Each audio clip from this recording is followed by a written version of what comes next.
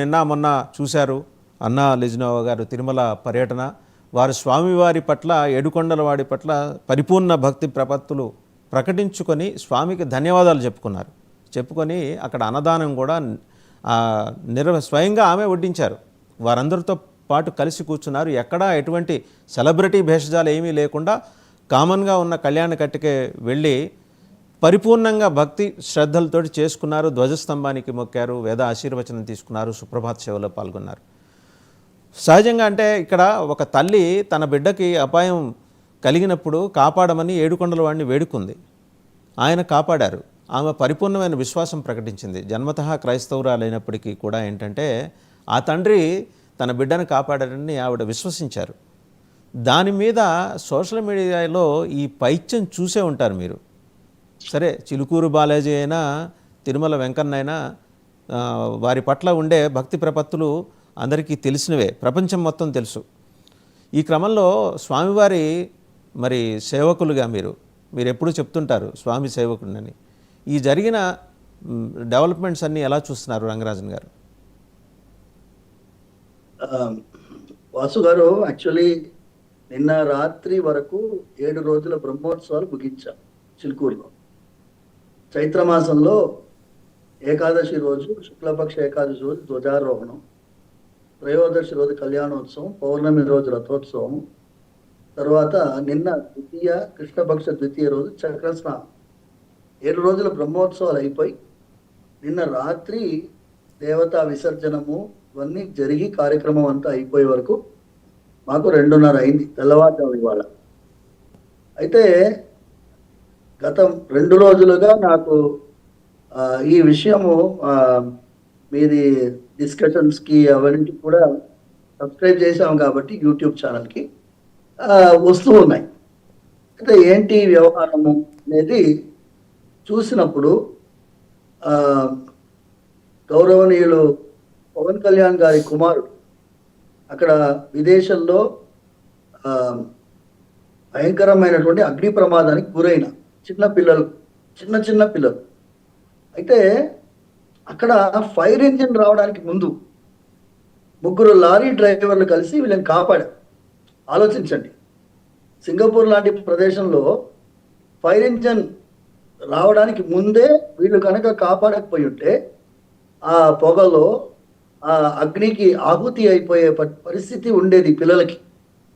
అలాంటి పరిస్థితి నుంచి ఆ ముక్కు మొహం తెలియని వాళ్ళు కాపాడటం అంటే అది దైవం మానుష రూపేణ అనేటటువంటి ఒక విషయాన్ని మనందరం గ్రహించాలి. Number 1 point. రెండోది ఏంటి అంటే, ఒక తల్లి వాత్సల్యం ఎలా ఉంటుంది తెలుసా అండి? నా బిడ్డ క్షేమంగా ఉండాలి. ఎక్కడో ఉంది పాపం, అక్కడ ఆత్మ అది పరిస్థితి ఎలా ఉంది, పిల్లవాడు ఎలా ఉన్నాడో తెలీదు. నా పిల్లవాడు బతకాలని తల్లి కోరుకుంటుంది, అందరినీ ప్రార్థిస్తుంది, అలా మొక్కుకుని ఉంది. వెంకటేశ్వర స్వామి సన్నిధిలో వచ్చి మొక్కుకుంటాను, నాకు ఇదే తలనీలాలు సమర్పించడం అనేది ఏంటి అండి? ఏదన్నా ఒక విపత్కరమైన పరిస్థితి నుంచి భగవంతుని వేడుకుంటాం అంటే భగవంతుడు ఏది ఆశించడు రక్షించడం కోసం. గజేంద్ర మోక్షం ఘట్టం కొన్ని వేల సంవత్సరాల ముందు జరిగింది. ఇప్పుడు కూడా మనం గజేంద్ర మోక్షాన్ని ఎందుకు చెప్పుకుంటున్నామండి? అంటే భగవంతుడు తన భక్తుణ్ణి ఆదుకోవడానికి గరుత్మంతుల వారి కంటే స్పీడ్గా ఎగిరి వస్తాడు. గరుత్మంతులు వెనకాల ఉన్నారు, చక్రం వెనకాల ఉంది, శంఖం వెనకాల ఉంది, ఆయుధాలన్నీ వెనకాల ఉన్నాయి. స్వామి వారు హై స్పీడ్లో భక్తుల్ని ఆదుకోవడానికి పరిగెత్తుకుంటూ వస్తున్నారు అనేదాన్ని శ్రీమద్ భాగవతమే కానీ పోతన భాగవతం కూడా మనకి ఉదాహరణ చెప్తుంది. శ్రీనాథ కవికి పోతనకి ఒక వాగ్వివాదం జరిగింది. అన్నీ వదిలేసి ఉరికొస్తారా అండి భగవంతుడు అని అంటే, సొంతంగా పిల్లవాడు బావిలో పడితే శ్రీనాథుడు అన్నీ వదిలి పరిగెత్తుకుంటూ వస్తాడు. ఇలాంటి ఒక సందర్భాన్ని గుర్తు చేస్తే ఈవిడ పాపం అన్నా లేనేవా గారు ఆవిడ స్పెల్లింగ్ నాకు రావట్లేదు. అయితే ఆవిడ గారు తిరుమలకి వెళ్ళి ఆవిడ వేరే మతంలో పుట్టింది కాబట్టి డిక్లరేషన్ సైన్ చేసింది. తర్వాత వెళ్ళి కళ్యాణ కట్టలో ఆవిడ తలనీలా సమర్పించుకునింది. కొంతమంది వేల సంఖ్యలో ఆడవాళ్ళు రోజు తలనీలా సమర్పించుకుంటారు. అక్కడ ఎవరు పెళ్ళైన వాళ్ళు, ఎవరు పెళ్లి కాని వాళ్ళు ఎవరు చూడరు. పెళ్ళైన వాళ్ళు ఎంతో మంది తలనీలాలు సమర్పించుకుంటారు. భర్త బతుకుండగానే ఎలా చేసుకుంటారని ఎవడోడు పోస్ట్. అంటే భగవంతుడి సన్నిధిలో ఇది వాళ్ళకి భగవంతుడికి భక్తుడికి నడుమ జరిగిన వ్యక్తిగతమైన వ్యవహారం. ఆవిడ మొక్కుకునింది, ఆవిడ మొక్కు స్వామివారి ముందు చెల్లించుకునింది. ఇది ఇట్ ఈస్ కోఇన్సిడెంటల్. అంటే ఇది ఆవిడ డిప్యూటీ చీఫ్ మినిస్టర్ గారి భార్య కాబట్టి మనందరికీ తెలియవచ్చు. కానీ ఎన్నో వేల మంది ఆడవాళ్ళు వాళ్ళ మాంగళ్యం నిలబడాలని, ఆరోగ్యం కుదుటపడాలని తప్పని తలనీలాలు సమర్పించుకుంటున్నటువంటి వేల సంఖ్యలో ఆడవాళ్ళు ఉన్నారు. ఇప్పుడు ఈవిడిని మీరు చులకనగా చెప్తే అలా భక్తి ప్రభు తలనీలాలు సమర్పించుకునేటటువంటి ఆడవాళ్ళందరినీ అవమానం చేసినట్టు అవుతుంది. ఇట్ ఈస్ నాట్ ఓన్లీ ఆవిడకి మాత్రమే కాదు, వ్యవస్థని కించపరిచినట్టు అవుతుంది. ఇది నేను మనస్ఫూర్తిగా చాలా ఆందోళన పడి ఇవాళ నేను ఎట్టి పరిస్థితుల్లో ఉత్సవం అయిపోయింది కాబట్టి భక్తులందరికీ కూడా ఈ విషయం తెలియజేయాలని మీ ముందు వచ్చాను వాసు గారు. నేను ఒకటే ఒక పాయింట్ని మళ్ళీ గుర్తు చేస్తున్నాను. భగవంతుడు ఎలా ఉంటాడు అంటే నతే రూపం నచాకార నాయుధాని నచాస్పదం అనే స్వామివారికి ఏ రూపము మనం ఆపాదించలేము. ఏ రూపం ఎలా ఉంటుందంటే భగవంతుడు తన భక్తుని రక్షించడం కోసము ఏదైనా ఒక రూపంలో వస్తాడు అనేటటువంటి ఒక సిద్ధాంతాన్ని ఈ పిల్లవాడు యొక్క కాపాడినటువంటి విషయాన్ని గ్రహిస్తున్నది. మేము ఉత్సవం సమయంలో కూడా ఎన్నోసార్లు ప్రార్థించాం. ఆ పిల్లవాడికి క్షేమంగా, చిన్న పిల్లవాడండి, 7 ఏళ్ళో 8 ఏళ్ళ వయసు. ఆ పిల్లవాడికి పాపం అగ్ని ప్రమాదం జరిగి ఊపిరితిత్తులు పొగపోయి అలాంటి అందరి పిల్లల్ని కూడా కాపాడాలని ప్రార్థించి, కేవలం పవన్ కళ్యాణ్ గారి కొడుకునే కాదు, అక్కడ ఏ ప్రమాదం జరగకుండా కాపాడాలని స్వామిని ప్రార్థించాం. ఎందుకంటే మేము ప్రార్థించగలిగితే మనది. భగవంతుడి అనుగ్రహాన్ని దయచేసి ఈ పిల్లలు క్షేమంగా ఉండేటట్టు అనుగ్రహించండి స్వామి ప్రార్థించాం. అది కూడా నేను ట్వీట్ కూడా చేశాను. ఉత్సవం సమయంలో ముందే నేను ఈ ట్వీట్ చేయడం జరిగింది. దానికి పవన్ కళ్యాణ్ గారు కృతజ్ఞతాపూర్వకంగా మెసేజ్ కూడా, ప్రైవేట్ మెసేజ్ పంపించారు.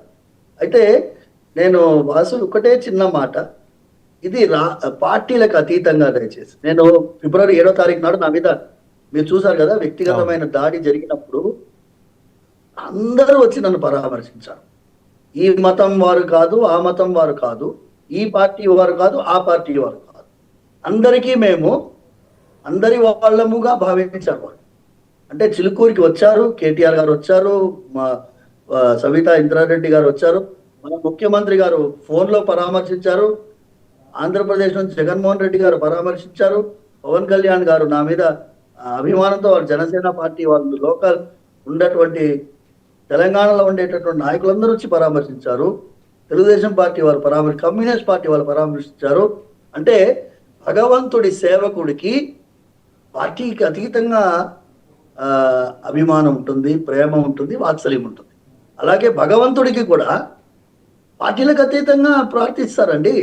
దీంట్లో ఎందుకంటే ఈ రాజకీయాన్ని చొప్పించి ఒక తల్లి ఒక ఆవేదనని, తల్లి చేసినటువంటి భక్తి శ్రద్ధలతో చేర్చుకున్నటువంటి ఒక మొక్కు చెల్లించడాన్ని, దీన్ని కూడా దరిద్రంగా మీరు ఎందుకంటే చిత్రీకరిస్తున్నారని ఆందోళనతో మీ ముందు వచ్చాను స్వామి. రంగరాజన్ గారు, ఇంకొక ప్రశ్న. అంటే ఇది మీరు ఇందాక అన్నారు, ఆపద వచ్చింది, ఆవిడ ఏడుకొండలోని నమ్ముకుంది, సరే మొక్కు తీర్చుకుంటానికి వచ్చింది. ఇలా మొక్కు తీర్చుకుంటే, మహిళలు మొక్కు తీర్చుకుంటే వచ్చే నష్టం ఏంటండి? ఇప్పుడు మీరు ఇందాక అన్నారు కదా, దేవుడికి భక్తుడికి లేదా భక్తురాలికి మధ్య ఉండే ఒక వాళ్ళు ఆ భక్తిభావంతో చేసుకున్న సమర్పణ, అది దాన్ని తప్పు పట్టాల్సిన నెసిటీ ఎక్కడైనా ఇలాంటి సంఘటనలు ఉన్నాయా ఇంతకుముందు? వ్యక్తిగతమైన అది భగవంతుడి భక్తి శ్రద్ధలతో వాళ్ళు సమర్పించుకున్నటువంటి ఒక విశేషమైనటువంటి అంశం. ఈ రామానుజ సాంప్రదాయంలో రామానుజుల వారు ఒక బ్రహ్మరాక్షసు, ఒక రాజుగారి కుమార్తెని బ్రహ్మరాక్షసు ఆవహిస్తే ఆయన పోగొట్టారు. ఆ రాజుగారు జైన మతానికి చెందినటువంటి వారు. కానీ రామానుజుల వారు వచ్చారు అంటే ఆయనని ఎన్నో పూజలు చేసి ఎన్నో వైద్యాలు చేసినా పోనిటువంటి బ్రహ్మరాక్షసు రామానుజుల వారు రాగానే ఆ బ్రహ్మరాక్షసు వెళ్ళిపోతుంది. ఆ రామానుజుల వారికి భక్తి శ్రద్ధలతో ఎన్నో సమర్పించుకుంటున్నారు ఆ జైన మతానికి చెందినటువంటి వారు. ఇలాంటి ఎన్నో ఉదాహరణలు ఉన్నాయి. ఇప్పుడు మీరు చిన్న విషయం అండి, మనం తెలంగాణలో ఉన్నాం. తానాషా గారు తానాషా గారికి ఔరంగజేబ్కి ఉండేటటువంటి కొట్లాటకి కారణం ఏంటండి? మెయిన్ కారణం ఏంటి? తానాషా గారు తన మతాన్ని కాపాడుకుంటూ తన మతాన్ని నమ్ముకుంటూ హైందవ సంప్రదాయాన్ని గౌరవించి విగ్రహారాధనానికి వ్యతిరేకంగా చేయకుండా ఉన్నారు కాబట్టి ఔరంగజేబ్ గారికి ఔరంగజేబు దాడి చేశారు. ఇందుకోసమే చిలుకూరులో మేము మీ అందరినీ ప్రార్థించేది. ఇది నా సెల్ ఫోన్లో బ్యాటరీ అయిపోవచ్చింది, నేను ఎక్కడో బయట మీకు అర్జెంటుగా మీతో కలవాలి మాట్లాడాలని చెప్పి ఆన్లైన్లో వచ్చాను. కానీ ఒకటండి, ఇది పెద్ద విషయం అండి. దీన్ని దయచేసి దౌర్భాగ్యానికి తీసుకురావద్దని మనస్ఫూర్తిగా ప్రార్థిస్తున్నాను. వాసు గారు, ఇంకొక ముఖ్యమైనటువంటి అంశం, మొన్న దయానంద సరస్వతి పెటిషన్ ఢిల్లీలో ఆ పెటిషన్ను కాపాడడానికి పోకుండా కాపాడడానికి. రైట్, థ్యాంక్ యూ రంగరాజన్ గారు. వాస్తవానికి చిలుకూరి ప్రధాన అర్చకులు రంగరాజన్ గారు వేరే ఎక్కడో ఉన్నారు.